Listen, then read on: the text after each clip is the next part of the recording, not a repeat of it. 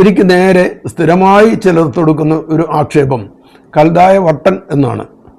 കൽദായം എന്ന വാക്കുകൊണ്ട് എന്താണ് അർത്ഥമാക്കുന്നതെന്ന് അവർക്ക് പോലും അറിയാമോ എന്ന് ഞാൻ സംശയിക്കുന്നു.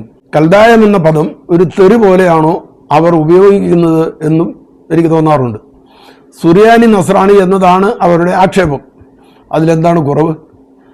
കേരളത്തിലെ കത്തോലിക്കരിൽ സീറോ മലബാർ സഭയിൽപ്പെട്ടവർ സുറിയാനി ക്രിസ്ത്യാനികൾ തന്നെയാണ്. അതാണ് നമ്മുടെ തനതായ പാരമ്പര്യവും അഭിമാനവും ഐഡന്റിറ്റിയും. ഇങ്ങനെ ആക്ഷേപിക്കുന്നവർ ക്രിസ്ത്യാനികളാണ്, എന്നാൽ ലത്തീൻ സഭയിൽ അല്ലതാനും. അതായത് എറണാകുളം രൂപതയിൽപ്പെട്ടവരാണ് എന്ന് വീമ്പ് പറയുകയും കൽദായം എന്ന് ആക്ഷേപിക്കുകയും ലത്തീൻ രൂപതയിൽ പെട്ടവർ അല്ലാതിരിക്കുകയും ചെയ്യുന്നതിൽ സ്വയം ഒരു ദുഷ്പേരുണ്ടാക്കി വെക്കുകയാണ്. ഞങ്ങൾ സുറിയാനിയുമല്ല ലത്തീനുമല്ല എന്ന് വിളിച്ചു പറയുമ്പോൾ രണ്ടും കെട്ടവർഗം എന്നല്ലേ സ്വയം വിശേഷിപ്പിക്കുന്നത്?